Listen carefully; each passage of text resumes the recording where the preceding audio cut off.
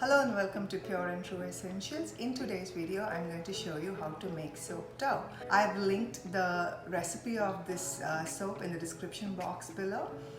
And this is the soap dough that we made, and I'm going to make multiple colors in it.